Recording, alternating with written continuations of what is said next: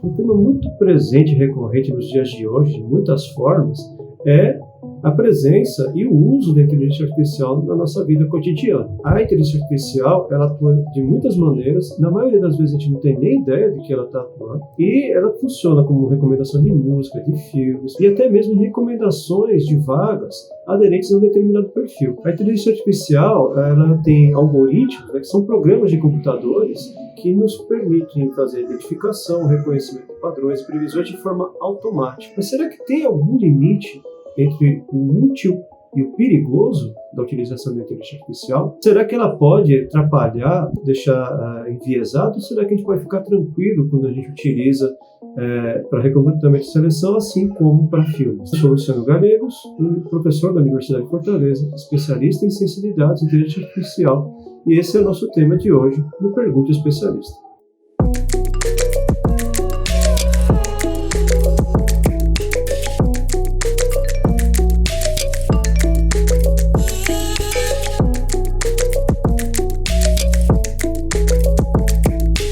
Vou passar uma descrição aqui do meu ambiente sobre mim.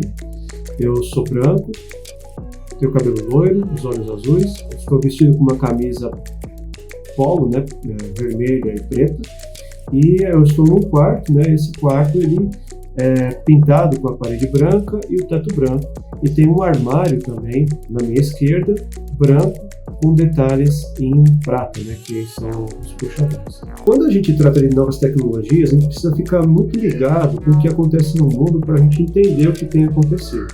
Existem muitos novos produtos que surgem no mercado, como aplicativos, como produtos que a gente compra em lojas, que tem inteligência artificial embutido, que tem o objetivo de melhorar e até otimizar o nosso dia a dia. Mas mesmo a gente não sendo adepto, é importante que a gente tenha uma ideia de como essa inteligência artificial funciona. Vem comigo para a gente entender um pouco mais sobre o que é inteligência artificial e como ela atua na nossa vida. Oi, Luciano. O que é inteligência artificial? E quais os tipos? A inteligência artificial é um campo gigantesco, composto de várias áreas diferentes.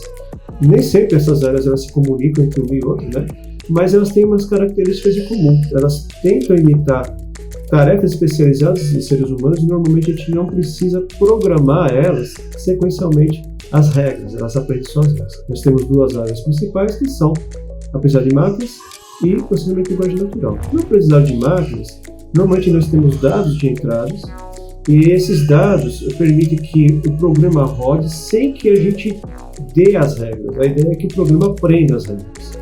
Nós temos três categorias principais quando a gente trata de aprendizado de máquina. Existe o aprendizado de máquina supervisionado, que é quando nós temos já os dados previamente rotulados, pode ser até por pessoas, E a gente coloca esses dados para serem processados por um programa de inteligência artificial, de aprendizado de máquina. E a ideia é que a gente não estabelece as regras, mas os dados de entrada e os dados de saída, que nós já conhecemos os resultados, ele seja capaz de aprender as regras, aproximando os dados reais com os simulados, Então, isso serve, por exemplo, para a previsão de lesões, para a recomendação de música, e existe uma série de outros casos desse tipo também. Um outro tipo é o aprendizado de máquina não supervisionado, que é quando a gente não tem os dados previamente rotulados. Então a ideia é que a gente consiga agrupar esses dados de forma não supervisionada e após esse agrupamento a gente rotule manualmente, uma pessoa vai lá e rotula.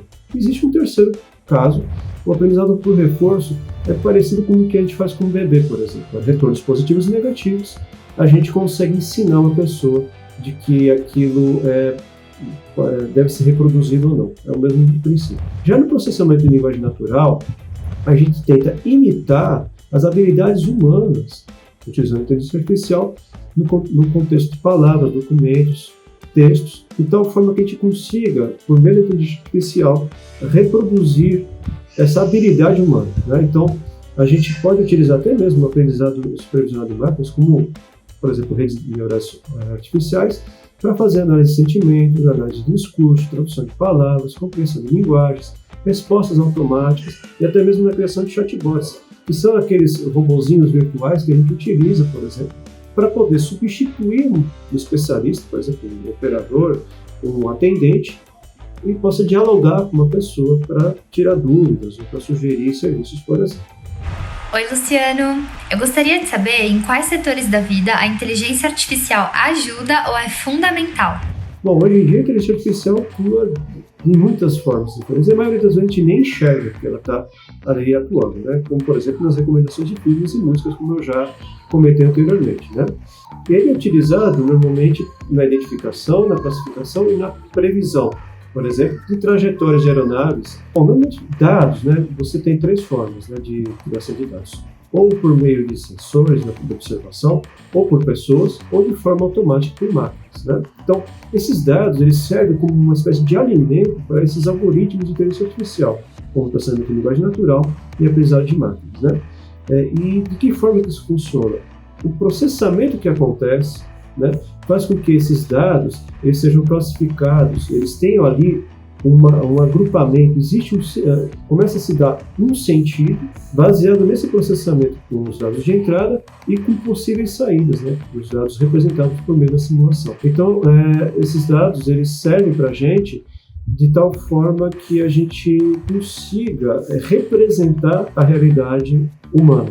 Por exemplo, a gente pode utilizar redes neurais artificiais para comparação de resultados, por exemplo, de produtos de higiene, né? Então, eu posso colocar novos produtos de higiene no futuro baseado em dados posteriores, né, que foram introduzidos e processados. Oi, Luciano, tudo bem? A minha dúvida é a seguinte: como são imputados os dados de uma inteligência artificial? A gente precisa tomar cuidado com duas coisas, né? A fonte dos dados e se os dados são muito curtos, né, muito poucos. Por quê? Porque, como em qualquer técnica, existem limitações. E muitas vezes a inteligência artificial precisa ter uma quantidade muito grande e diversificada de dados. Então, na prática, se isso não acontecer, os dados podem ficar enviesados e atrapalhar todo o processo. Oi, Luciano, tudo bem? Eu tenho uma pergunta para você. Existem riscos da inteligência artificial dentro de um processo seletivo? No desenvolvimento de um processo seletivo apoiado por programas de inteligência artificial, devemos tomar cuidado com a utilização de dados. Se os dados forem minimamente tendenciosos ou escassos, existe a chance de enviesar todo o processamento. Então, existem sim os riscos de inteligência artificial se utilizados em processos de recrutamento e seleção com os dados enviesados. Oi, Luciano. Eu tenho uma dúvida. É possível criar algoritmos não tendenciosos no recrutamento? Bom, possível né? Mas existem limitações, como eu acabei de explicar anteriormente. Por exemplo, se forem poucos dados ou dados tendenciosos. Isso pode acabar prejudicando o aprendizado do algoritmo do programa de inteligência artificial. Existe uma alternativa que é construir um sistema especialista, que também é um tipo de programa de inteligência artificial, com auxílio de uma pessoa que saiba fazer recrutamento e seleção. Mas nesse caso, a tendência poderia ser atrapalhada não por conta dos dados, mas por conta de tendências subjetivas do próprio especialista. Então, neste caso, o que pode acontecer? A gente pode acabar excluindo pessoas do processo seletivo por causa das tendências subjetivas desse especialista que ajudou na construção do programa, né? Dados que foram utilizados e foram tendenciosos, a gente pode citar o caso da Amazon, né? O algoritmo de inteligência artificial da Amazon, que acabou aprendendo regras que privilegiavam apenas candidatos homens. Se tivesse dados de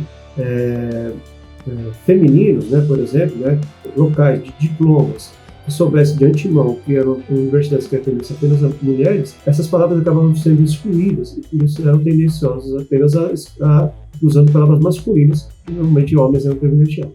Ei, Luciano, tudo bem? Eu tenho uma pergunta que é a seguinte: a inteligência artificial, ela ajuda as empresas a serem mais inclusivas e diversas?